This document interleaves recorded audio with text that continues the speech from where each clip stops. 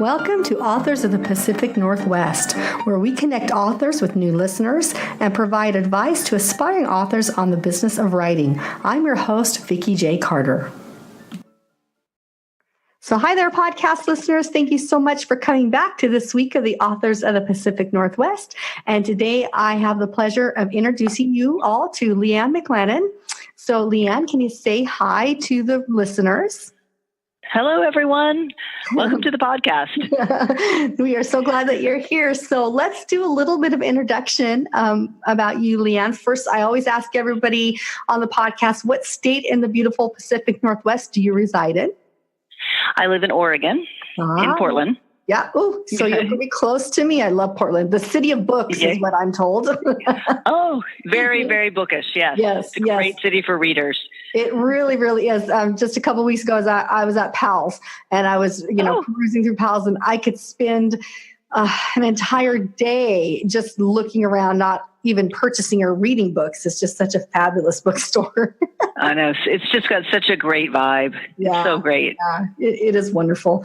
So LeeAnn, tell us a little bit about yourself let's start out with a little bit about your background. Are you a lucky writer that gets to write full time and you don't work outside the home? Or if you do work outside the home, what do you do? So I do work outside the home. I am actually a computer engineer. So I spend my days thinking about servers and applications and making sure that things like people's email and instant messaging and other applications are up and running and working. So it's a very different mindset than the writing mindset. Absolutely, 100% different. And so I don't know if you knew this about me. I work for a university and I'm in the College of IT, and I train students with their bachelor's degree to going into networking and security and get them ready to do that as they work on their bachelor's. So how interesting we have a commonality there. Well, and I actually have a bachelor's degree in English with a focus in literature. Oh, how interesting. So I'm exactly like the profile of someone that you would be working with. That's really cool. Exactly. That's cool. That's very interesting. So how did you get into computer programming and applications? When I graduated from college with a degree in literature, I made the choice not to go on to graduate school. Instead, I took a job as a technical writer with a utility company. And this was actually in North Carolina. And spent several years doing that, and then realized that I really preferred the computer side versus the technical writing side, amusingly. So went into computer. So I ended up doing computer training with, back then it was so long ago, it was like Lotus 1-2-3, Mipro, and then progressed into becoming a Microsoft certified trainer. Nice. So it was a really fun progression. And then I made the decision to leave training and kind of go into the field itself. And, it's been really a fun and interesting journey.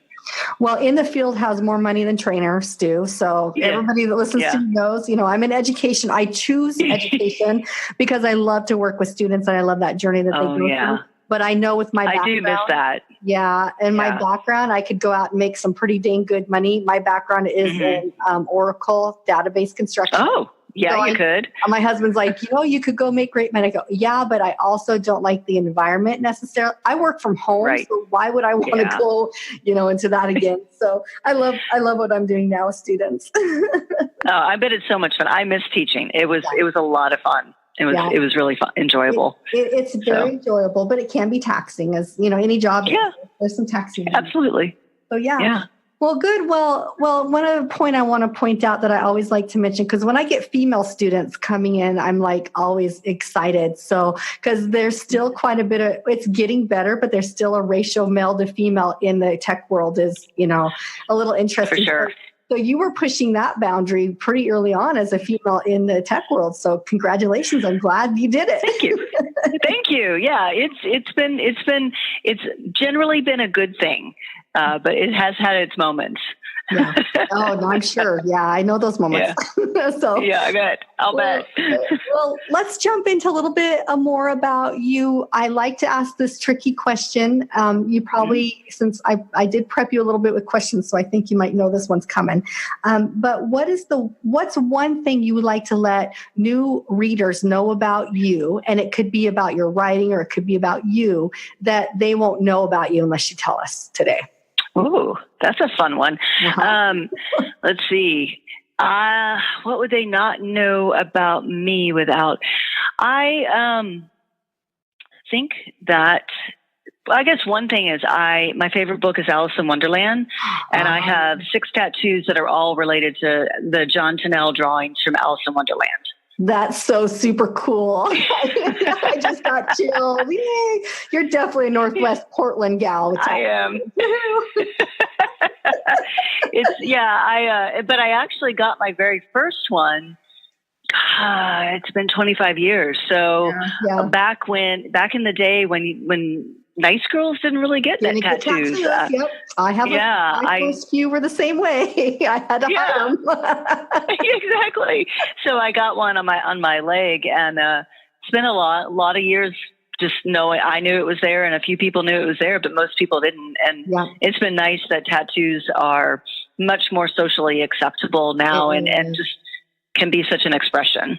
It is. So. I'm happy about it. So funny story. So me too. My first tattoo was way like 25 years ago. Like nice. I can't even remember how it was so long ago. And because I was in the music culture with my husband, it was nothing for that. Right. But for all the other culture around me, it was very, very not cool for girls to get tattoos. And I remember I was not the heaviest tattooed. I had one other girlfriend our kids were very little going into school. And there's one other mom that had a nose piercing like me, and she had full sleeve tattoos. And I remember her and I going in one day to do some work with the kids, the mom day thing. And the kids were just mesmerized by us. They're like, what's that nose thing you got? And all those tattoos, they're just, and we both laughed because we were the oddballs, we were the rebellious moms. Right. And now I look around and I'm like, oh, it's so not true anymore. I know. With lots of tattoos. It's really cool. I think it's great, actually. Yeah. Yeah. Well, our family, our oldest was the last one to get a tattoo, and she always complained, I'm the one in my nuclear family doesn't have a tattoo yet. Everybody else does. So she, That's funny. Awesome. Yeah. Very cool. So let me give you another stumper question to get to know you a little bit. When did you know that you were an author? Was it young in life? Was it later in life? As a kid, I would say as a kid, absolutely. I told stories to myself. Obviously I was, not obvious, maybe not obviously, I was a voracious reader. But I also was always making up stories, to get myself to sleep at night. I would tell myself stories. I was always the one with our neighborhood friends. We lived across the street from a really awesome creek, and we played in it all the time. And I was always making up stories that would, maybe people would line up and be a part of the story or be rebellious and ignore me. But everything that I was always doing was I was building a story around it. And part of it was being a shy kid. And it was a coping mechanism, it's all those things, but it was just a way to sometimes just entertain myself. Yeah, exactly. I definitely was in my mind as a kid too. Stories were my outlet. But I've talked about this on the podcast before. I have dyslexia. And so reading and writing for me as a younger child was very challenging. I also had, a lot of people will be shocked by this, I had a speech impediment as well. And so for a very long time when I was little, in I think first and second grade, I was afraid to talk to anybody because of it. Went through therapy in school. Thank goodness my parents got me into the school therapy with it, so that I could learn to talk well. But it took all the way up to college and through adult life to get to the place where I can do a podcast confidently now. That's amazing. That's so cool. Yeah, but stories in my head, and reading was like my thing. So I hear you with that. Being of reading, being an avid reader when you were younger, we hear as authors all the time, to be good authors, you need to be reading, which, time is limited. So I like to ask the authors that are on the podcast, what are you currently reading now, if anything? So I'm always reading. And I'm a writer. I'm someone that usually reads one book at a time. I know some people read multiple at a time. I'm kind of single threaded. I read pretty quickly. But right now I'm indulging in a reread of some Terry Pratchett books that I love. Specifically, I'm reading Making Money right now. I'll probably read a couple more Terry Pratchett books coming up. He's one of my favorite writers. And then I recently saw To Kill a Mockingbird on Broadway, and it's another one of my favorite books, and I'm probably going to reread that fairly soon. So I was going to say, I'm kind of in this reread phase, and I need to probably get out of it and start looking at some fresh things. But sometimes it's just comforting to reread some fun books. I like reading familiar books. It feels like being with a good friend again. Exactly. I don't have to worry about what's going to happen because I already know what's going to happen. So I can just ease into listening to the author write, So that's awesome. Yeah. My writers group, we were just talking, I'm in this really great writers group, and we were just talking about that Broadway To Kill a Mockingbird version. And so good. Yeah, some of them have been able to see it, and they're going back and rereading the book too, which is interesting. So yeah, you really want to after you've seen it. Yeah, awesome, really cool. And I'm currently reading. I'm a one book reader too. I have a lot of books on my bookshelf to read, but I'm currently reading the Michelle Obama book that just recently came out. Oh, and it's on the list. Yeah, I grabbed it right away, and I wanted to go to her big book reading. She opened up one in Portland, and I asked my family to get tickets for me for my birthday / Christmas present. And by the time, they were really on top of it, but boy, the tickets skyrocketed in price. So we just decided not to do it. So I was a little bit disappointed. I was going to write Michelle and tell her how disappointed I was, but that's okay. She's not in control of that, I guess. Yeah. And I know that it actually had to be moved to a different date. Oh, they did? I stopped looking at it because I was like, I'm just over it. I'm so sad. I know, right? I totally hear that. I'm not going. I didn't get tickets either, so I'm in the same boat as you. Yeah, I don't know. I honestly don't know who did get the tickets. I kind of feel like there was a little bit of scalping going on, and that's what is disappointing. But you never know. Yeah, I hope you never know. Hear somebody in my group. Hopefully, they've gone and they can tell me all about it, because I just would have loved to hear her. My husband's like, your ambition is to interview her someday. And I'm like, I will never get Michelle Obama on the podcast. Are you kidding me? That will never happen. Don't say never. You never know. However, I would love it. But, I don't know. So I'm enjoying her book. She's a great writer. And the thing I like is that you can really hear her personality in the book. So it's really fun to read. So I'm enjoying that. Thanks. Okay, writing process. Let's talk about your writing process. Can you tell me a little bit about, do you have a specific time of the day you write? How do you structure your writing? That seems to be a big struggle for new writers wanting to really commit to the craft, is finding the process, the time to really commit to it. So what do you do? It's a really good question, especially since I have a full-time job. And I've done several different things, and I find, quite frankly, that I just can't write during the week. I'm just, I'm sure you can understand. You get home, you're tired, the brain's done. Yeah. So for me, it's writing on Saturdays and Sundays. And I do a couple of different things. It really depends on where I am in the writing process. So let's say that I'm doing new, fresh writing, not editing. I have a little office at home, and I put on headphones, and I typically listen to movie music soundtracks, instrumental soundtracks, and kind of gets me in the right mindset. And I just write either longhand or on the computer. Oh, you write longhand? Sometimes when I'm writing an action scene, it's actually more visceral to write longhand. for me. Oh, nice. Yeah. It's kind of fun. Yeah.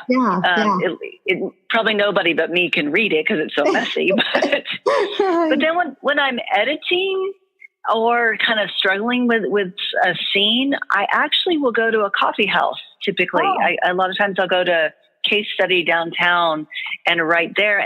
Something about being among people quiets the inner critic around me. I don't know what that is. That's a great point. It's really interesting. It's almost like that hubbub behind you, the conversation, the coffee house, talking and everything. It's just you makes me realize I'm just a part of life and part of the flow. I really like that tip. I may borrow that tip myself because I think editing is the part that's currently what I'm in the middle of doing is I'm rewriting chapters of my first book and working with my writer group on it. So we meet every 2 weeks and we send each other, we're all in one draft of a book, even though 3 of them are already published authors. So they were gracious enough to ask me to be a part of the group. And I'm like, okay, I don't have a book published, but they're like, we can help you. And I'm like, oh, I'm on this. This is exciting. So that's a good group. Yeah, they're very, very positive, encouraging. I've learned so much. And so we do submit every 2 weeks to each other. We meet together. But I'm finding that editing, I get so distracted with editing. I almost cringe at editing. I'm doing it and I like it, but when I'm doing it at home, I will want to go do something else. I'll go on Facebook or Instagram or something else, because it's like, oh, this is painful. Editing just sucks. I don't like it. It helps me to say, I'm going to go to the coffee house for 1 to 2 hours. Yeah. And, I don't make it open-ended. I make it very close-ended. And it's like sometimes what I'll do is I'll say, okay, I'll arrange to meet a friend for coffee and I'll go an hour or 2 early.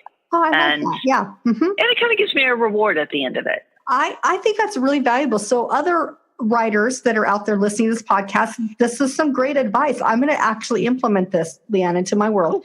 Cool. Thank you for sharing that. I have discovered with my writing process, I absolutely have to create some sort of deadlines, even though I don't have a deadline for my book to be published because I'm not working in a publishing situation yet.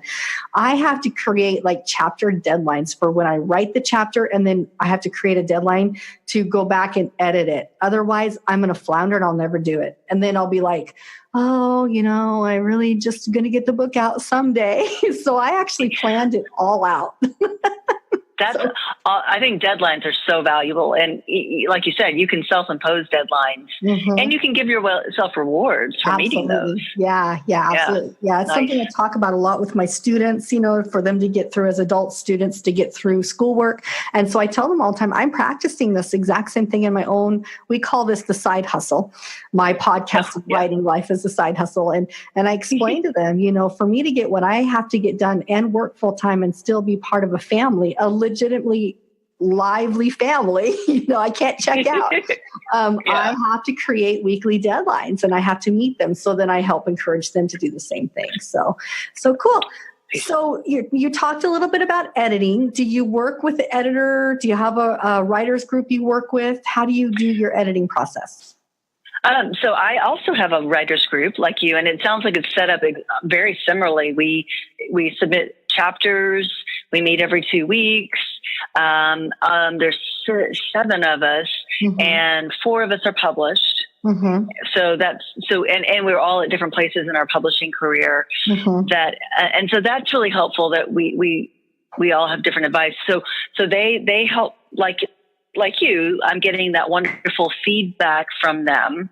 We've been meeting for, I think, 9 years. Oh, wow. So there's a lot of trust built up. Yes. Yeah, they're probably very, very close friends, at that point. Yeah. We've been through a lot, and we've found that we can be honest with each other. The interesting thing that I find about feedback that I get, very often the feedback that makes me the most angry or irritated is the best feedback.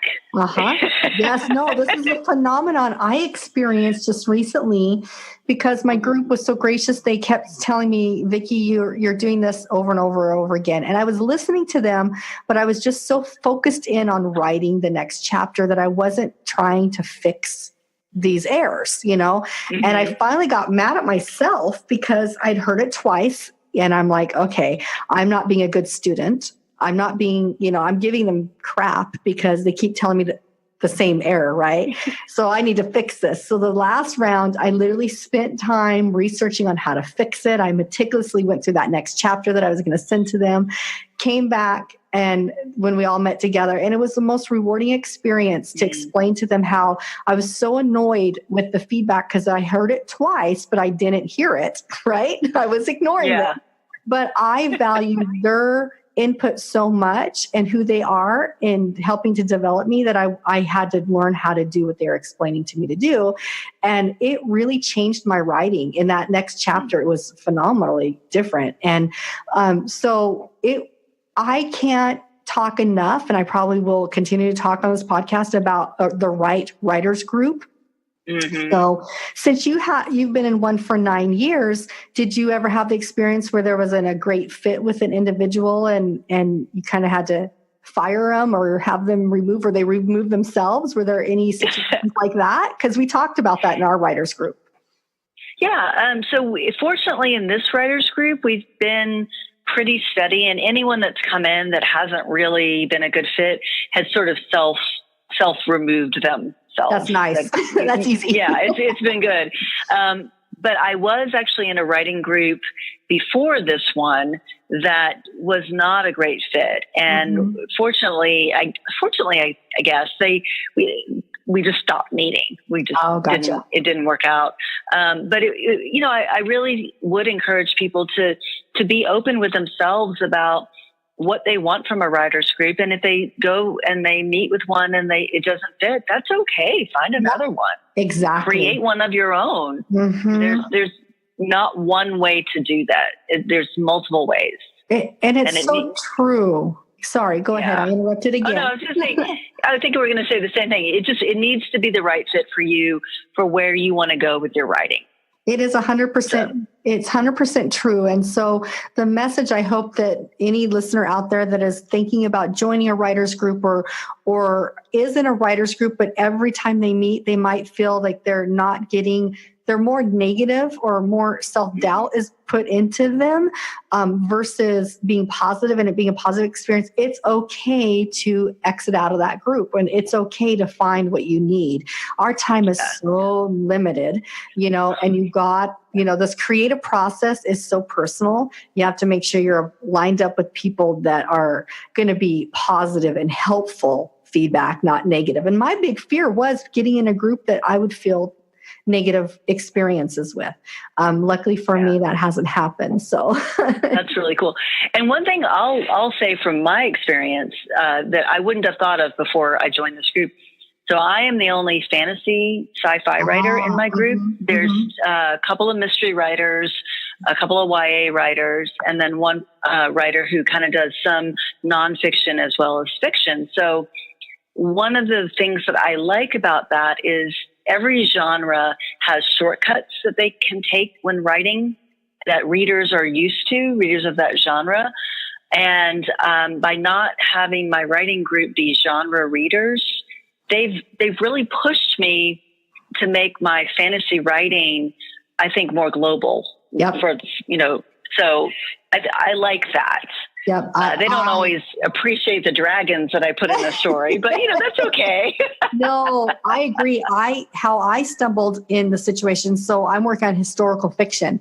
And so two of the authors that are working with me, they're reporters. So they were, investigative reporters for newspapers, or they were an editor for the newspaper. So I don't know how it was fantastic to get into that situation, but they're not writing that kind of work. One's a screenwriter, like a screenwriting for plays. So that's what she works on, but she's so great with plot and character development and amazing input. And then one is a writer. He's working on a criminal background, like crime book, and murder kind of mystery thing. And I would never have thought of working with somebody like that because it's just a different angle than what I'm going with. And the others are very traditional. One's kind of historical fiction, and the other one is definitely contemporary fiction. So it's so much fun to have these dialogues with them about my characters, because they're pointing out things I would have never have thought of. And I didn't realize I had such a criminal mind because I'm like pointing out all these things. Oh, no. I'm like, wait a minute, that couldn't have happened, or this and that, so it's a lot of fun. That's cool. Yeah. Nice. Definitely when you find a writer group, it might be advantageous to be with different genres because it makes it a lot more fun. Yeah. So speaking of genres, you mentioned, what genre you write in. So let's talk about your works that you've published, what genre it is, and give us the titles, and we'll get started talking about that, the publishing process. Okay. So I have a trilogy called the Supernormal Legacy Trilogy, and the first 2 books are out. The first book is called Dormant. That's what I'll be reading from today. And the second book is called Root. And the third book will be out on May 21st, and it's called Emerge. Oh, nice. And and so it's young adult the whole trilogy is young adult fantasy. Mm-hmm. Okay. And then I have a short story in an anthology called Strongly Worded Women, and it's my zombie apocalypse view of the world, and it's called the Zombie Apocalypse Rescue Agency. I love the title. I love it. And I'm a huge, if you probably haven't listened to the podcast, but I am a huge apocalypse fan. I don't know if it's just what's going on trending but I love the idea of the apocalypse writing. There's just so many avenues you can go down. Oh, for sure. Yeah. Well, definitely check out my short story. I had a lot of fun writing it. So. I love it. I love it. Yeah. So let's talk about your publishing, because we met through your publisher, Ben, who came on the podcast, and his podcast listeners has already been released by the time we get to LeeAnn. So you've already met him if you listened and you're continuing to listen. So I had the opportunity to invite you on the podcast after talking to Ben. So let's talk about your publication journey. Did you start out with a publication with we'll say it traditional, because I feel like you are traditionally published, or did you do some self-publishing first and landed into where you're at now? Kind of walk us through that. Okay. So my publishing career started 7 or 8 years ago with a different publisher. So I've always been traditionally published, but the way that I got into it might not be traditional. I entered a short story contest about 8 or 9 years ago, and won the contest. And it was for what is the chapter of the first chapter of Dormant. Oh, and it kind of all together. And this was with a different publisher. So I won the contest, got published in an anthology. And they also said, "Hey, we liked your writing. If you turn this into a novel, we would love to take first look at it." And I was like, well, of course I'm going to, doing that now. Perfect fit right there. Woohoo. Yeah, exactly. So I did write the first book, and I ended up getting published by that publisher, and they actually published Dormant and Root. But that was nice. But it kind of became a situation where the publisher, the first publisher, was not doing a great job. They didn't they didn't do a great job with editing. They didn't do a great job with the book covers. They didn't do any marketing. And I am fully aware that all writers must do a lot of their own marketing, but it's nice when the publisher helps. Exactly. Right. So there was just a lot of things that as a new writer, I didn't have the confidence to push back on. So this is a lesson that I've learned. Be confident in what you want and how to ask for it. Gotcha. So I realized that I was, and then another thing, that they were not sending royalties at all. That's a big no-no. Right. So it was not cool. Yeah. So I ended up, to make a long story short, I ended up parting from that publisher in a friendly way. We parted on friendly terms. Yeah. No point in burning bridges. And around that time, Ben from Not a Pipe Publishing contacted me to be an advanced reader for one of the books, Superhero Guy, that is published through Not a Pipe. It's a really excellent book. So I did it. I was an advanced reader. I provided a review, and I was just really impressed with how Ben and Paige were handling the writing publishing process for Super Guy. So I contacted Ben, told him that, and told him I was looking for a publisher, asked him to read Dormant and tell me what he thought. Would he be interested? And it really just went from there. They read Dormant, they read Root, loved them. They said that they would take on the series. They wanted to change the covers. They wanted to do some editing. And, it just all fell into place. So I got into it non-traditionally by winning a contest, which I think is a really fun way to get published. Absolutely. And yeah, I definitely recommend it. But then I also learned how to become more of an advocate for me as a writer with my publisher. And I think that's a really big lesson to learn. I think it's a huge lesson to learn. And thank you for sharing that with us. What's really interesting, the Writer's Digest magazine that just came out this week, the newest version of it, there's a couple of great articles in it. One was encouraging writers to submit to competitions for the fact of, just to do the access of actually submitting is such a great process. But you sometimes get very valuable feedback from the, readers. But also they talk about the opportunities that can come up, like what you're talking about. Like you almost had like the perfect scenario. It's the dream scenario that I think many of us writers would like to fall into, right? We get discovered because we submitted something and it was great and somebody loved it and they wanted to move forward with it with us. But I love the fact that you did that. But I also love the fact that you talked to us about the lessons learned in the publishing industry. The thing that I'm finding when I'm listening to a lot of authors is having that really great partnership with a publisher. House. It doesn't matter if it's a small publishing house or a big one. You have to have a great partnership with them and feel like you're getting something out of it. And that is so true. And honestly, Not a Pipe Publishing is absolutely that partnership. They really care about their writers. They're creating a family, and I really feel that, and I really appreciate that. It's so much fun to be with them, and I'm kind of glad in a way that I have the contrast. I know what it could be like when it's not great. So it makes me appreciate it when it's great a lot more. I think that is the only way to, sometimes we have to go through the trials to realize how beautiful the light is on the other side. So true. Yeah. So, well, awesome. What a great story. And I hope that inspires any other listeners that are in the process of wanting to, become a published author. It's a great story of how to do it. I hear so many different stories from self-publishing to yours. And it's like, there's so many opportunities. You just got to actually put yourself out there to do it. That's the key. Right. Which is very scary, but you get over that. Oh, well, it's horrifying. It's horrifying. You just keep doing it. Yeah, it's horrifying. But boy, once you get through a couple of times, you're just like, oh, I got this. Just keep going. If you never put yourself out, you'll never get published. No one's going to come to your house and read your stuff and tell you it's awesome. They're just not. No, that doesn't happen. That happens in Hollywood, maybe, but it doesn't happen in reality. Right. Or maybe like, if you're, who's it? Kafka or someone like that. And they find your stuff after you're dead. No, exactly. Well, who wants that? You want to feel I don't want it when I'm dead. Get it. Exactly.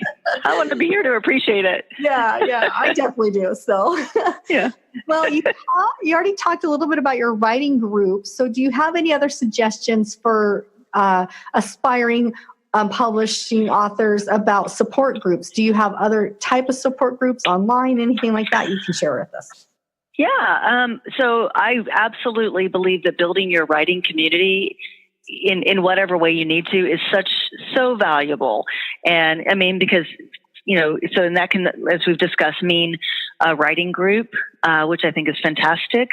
One thing I've really enjoyed doing is taking writing classes in town. So I'm sure that any city has places where you can take writing classes. I've just typically done them, 8-week, 10-week courses that meet once a week, on novel writing, whatever.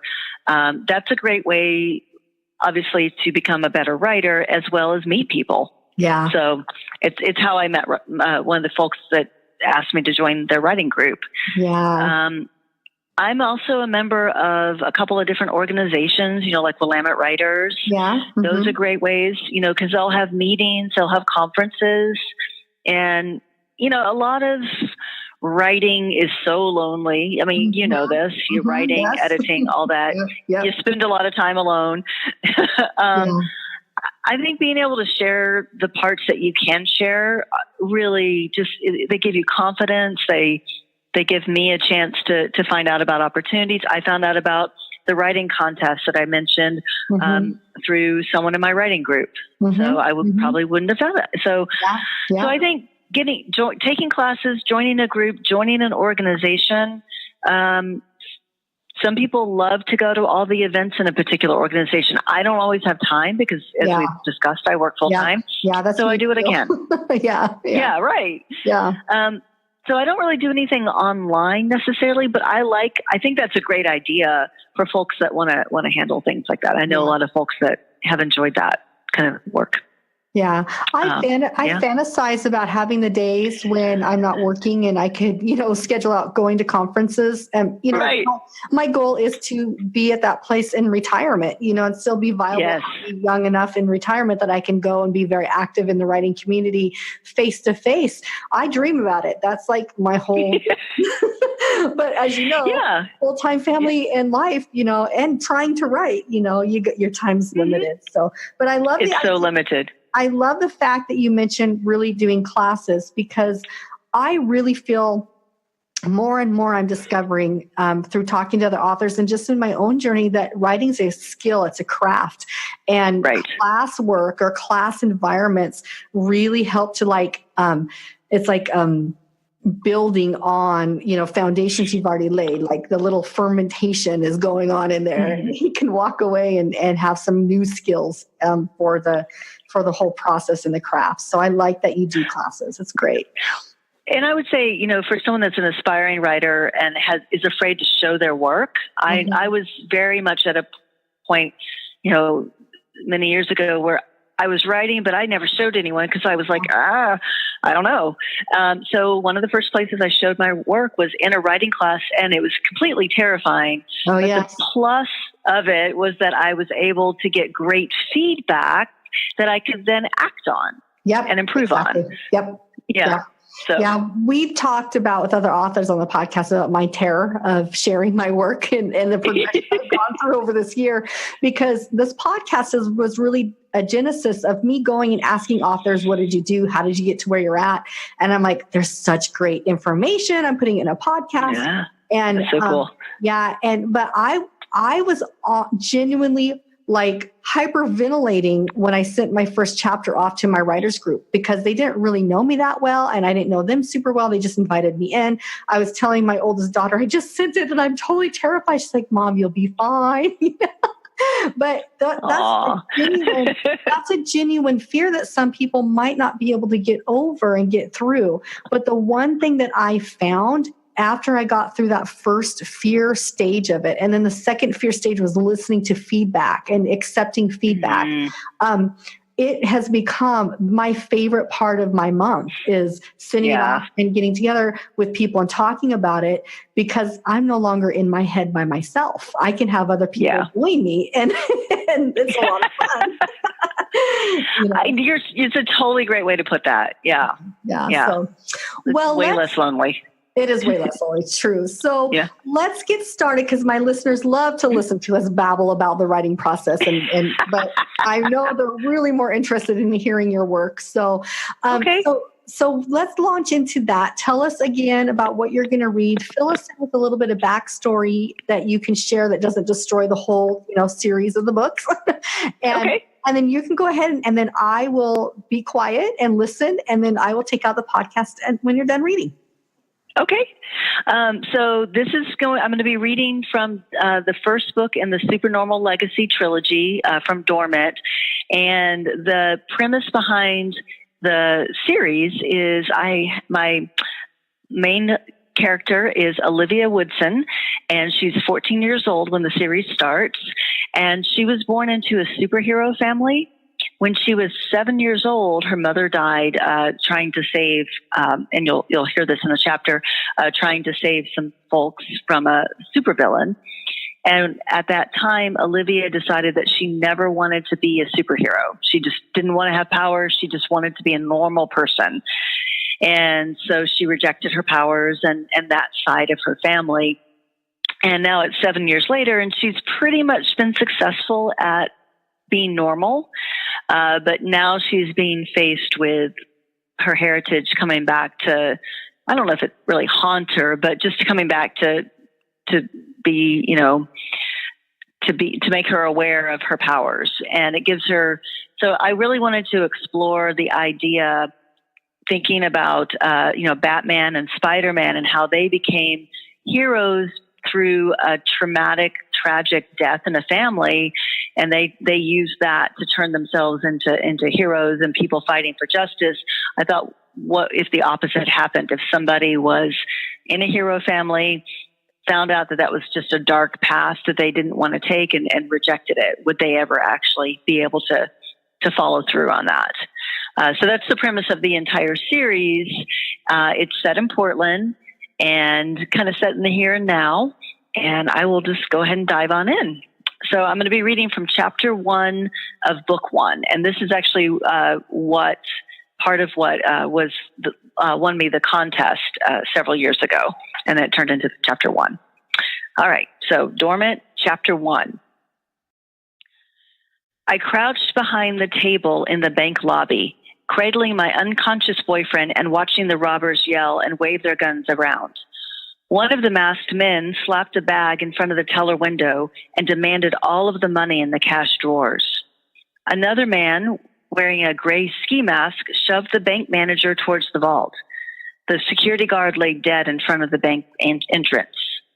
Blood dribbled down the side of Jack's face where one of the robbers had clobbered him for refusing to give up his cell phone.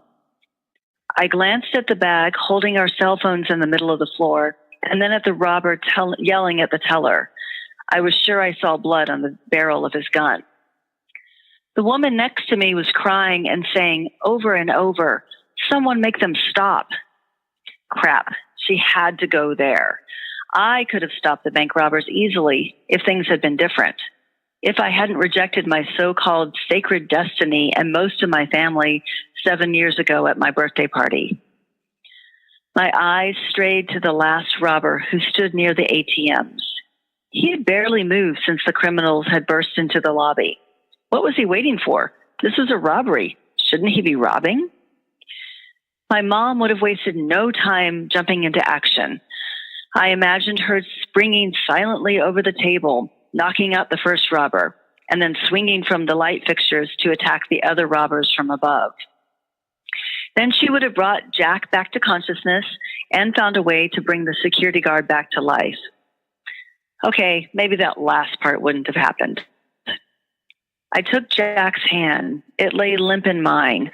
I tried to calculate how long he'd been unconscious, but I was so shaken up by the suddenness of the robbery and the quick succession of them demanding our phones, making us cower on the floor, and Jack getting knocked out, that my sense of time was off.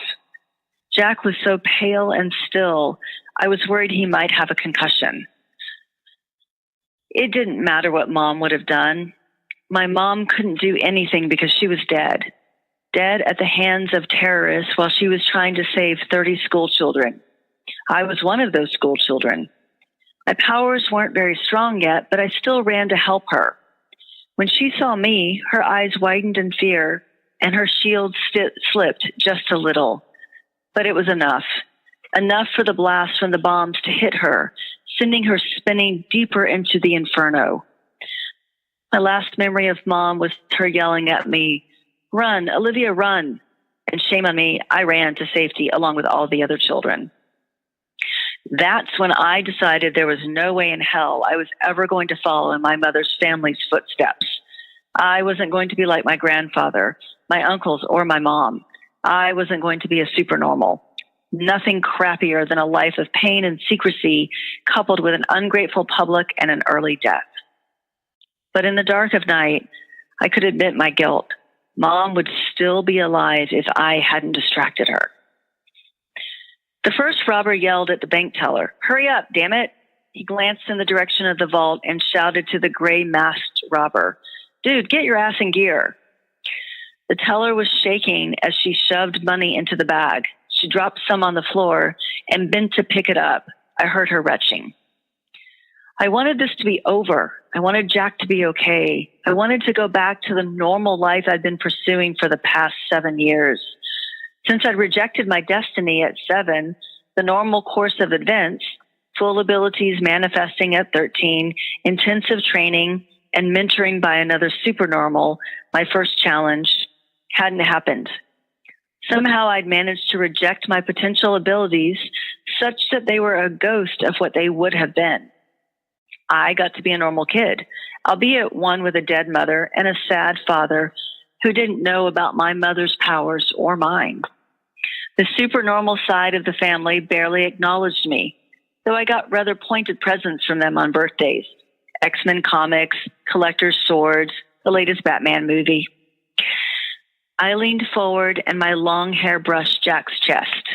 Another reminder of how I was different from my family. Long hair, tight jeans, wide cuff bracelets, and revealing tops. All typical attire for a high school student, but my mom never would have allowed me to have long hair. Too easy to grab in a fight. And tight jeans, forget about it. It's hard making a flying leap if you're worried that your jeans might split. As for the bracelets, I could hear Mom saying, "I'm not Wonder Woman. I don't need bracelets to stop bullets." I was shaken from my reverie when the first robber started yelling at the bank teller again. The robber by the ATM was still, as if he'd been locked in place by my aunt's freeze beam. I looked around the lobby at the rest of the hostages, mostly folks my grandparents' age, with some people in suits and a few in jeans scattered around. If Jack were awake, I would be furious at him for insisting on depositing his 15th birthday check the old-fashioned way, using a teller. He was quirky that way. My heart leapt when Jack groaned and his hand tightened in mine. His eyes fluttered open, and we stared at each other for a moment before he said, "Ollie, what the hell?" I tried to smile, but failed. I kept my voice soft. "Do you remember where we are?" He tried to turn his head to look around, but it winced.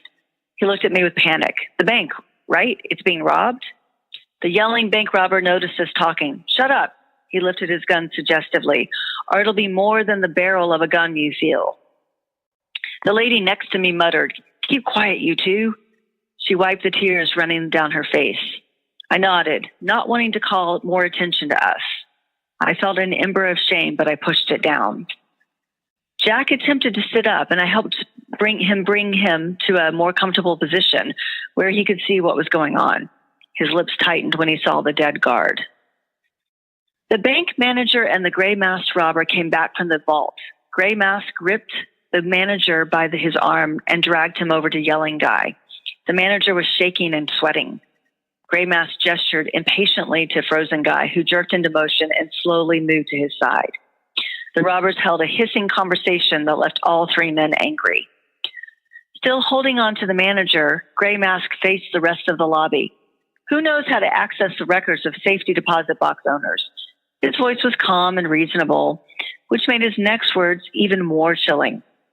"If you don't come forward, I'll shoot this useless bastard." He aimed his gun at the man's head. The manager's knees buckled, but the robber shook him hard. "Stay with me, asshole." He looked at the hostages. "Hurry up." He pulled the hammer back on the gun. There was a profound silence before an older man stepped forward. He wore a blue suit with a red tie, and his bank employee tag said Mr. Benson. He spoke quietly. "I can help you find the information." Gray Mask nodded. "Good man." He looked at the manager. "You, go sit over there and don't move, or my associate will shoot you." He nodded at Frozen Guy. The manager scuttled off and sat, as if his legs could no longer hold him. Mr. Benson came over to a desk, sat down, and started typing on the computer. Gray Mask stood behind him, his gun held loosely, but obviously at the ready. He spoke so softly to Mr. Benson that I couldn't hear his orders. Or truthfully, I didn't try. Though I'd rejected my powers, I still had better senses and more strength than normal humans. When I'd gone out for soccer, it had been a moral dilemma for me, since I was so much better than everyone else. I had told myself I would try to hold back, and I did, mostly. Jack stirred next to me. He was gritting his teeth and muttering, "We've got to stop them, Olivia. They're going to hurt more people." I put a quelling hand on his shoulder.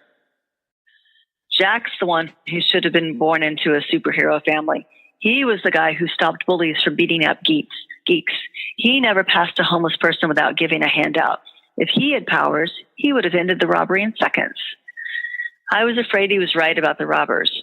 If I'd had my phone, would I have had the courage to call my mother's family, even though they probably hung up on me for being such a major disappointment? I looked around the lobby at the scared and shaking people. An elderly couple clutched each other's hands and seemed to be praying. A man in a suit sat with his arms around his knees and shivered. Yes, even though it would mean groveling, I would call my family to save these people. That thought made me feel a little better about myself, a little stronger. I straightened up, then froze. One of the hostages, a small man dressed in construction worker clothes, was moving slowly towards the desk where Gray Mask stood. I instantly saw his plan. If he could get close enough, he might be able to overpower the robber and take his gun. Gray Mask turned around, and I almost yelled to the small man to watch out, but he had already stopped moving. "What are you doing?" Gray Mask asked, and my heart beat hard until I realized he was talking to Yelling Guy. "Don't stand there like an idiot. Start clearing out the vault. We don't have a lot of time before the police get here." Yelling Guy looked sullen but headed into the vault. Frozen Guy started to follow, but Gray Mask waved him off. Jack and I shared a look, both thinking the same thing. Why had the robber and manager come out empty-handed? Why was Gray Mask interested in the list of safety deposit box owners? "Hurry up," Gray Mask said to Mr. Benson, who was still working on the computer. Mr. Benson answered, "There is no one by that name in our records. Is it possible the box was rented under a different name?" He was so polite it was disorienting, given the circumstances. "Damn it," Gray Mask looked furious for a moment, then he narrowed his eyes at Frozen Guy, who sidled over. They held a soft conversation. And then Gray Mask leaned over the computer. This time I strained to hear while I watched the construction worker move closer to the desk. "Look under Kareen." Kareen? I knew that name. My school nemesis was Mindy Kareen.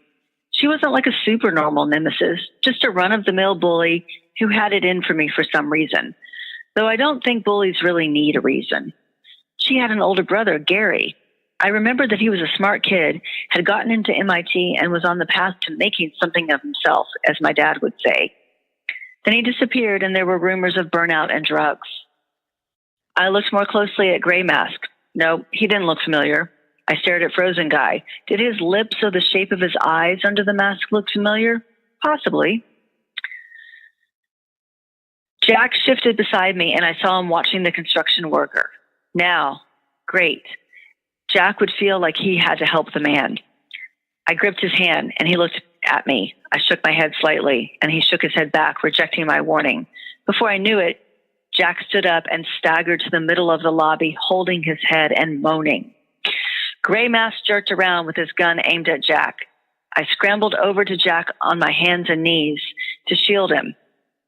If I had my full powers, I could have stopped a bullet for him, but now all I could do was hope Gray Mask wouldn't shoot. Out of the corner of my eye, I saw the construction worker slip closer behind Gray Mask. To distract the robbers, I started crying. My tears weren't completely fake, and I had to fight the urge to give in to a crying Jack. "Stop it!" Everyone froze when Gray Mask snapped out the terse statement. He whirled around, pulled the trigger, and the construction worker dropped without a word. The gunshot echoed around the lobby, and someone screamed. I gasped, and then my heart almost stopped when he aimed the gun at Jack. "No heroes." How do we know you're not going to kill us all anyway?" Jack snapped. Gray Mask shrugged and waved his gun from side to side. Maybe, maybe not. I wiped the tears from my face and reached for Jack's hand. He gripped mine tightly and gave me a comforting smile. He shifted, preparing to do something heroic. I sighed inwardly. My options were narrowing. I stood up slowly, Jack's hand slipping from mine, my heart pounding and blood rushing to my head. All eyes and guns were on me. I swallowed hard. Ollie, what are you doing? Jack asked, sounding panicked and trying to grab my hand.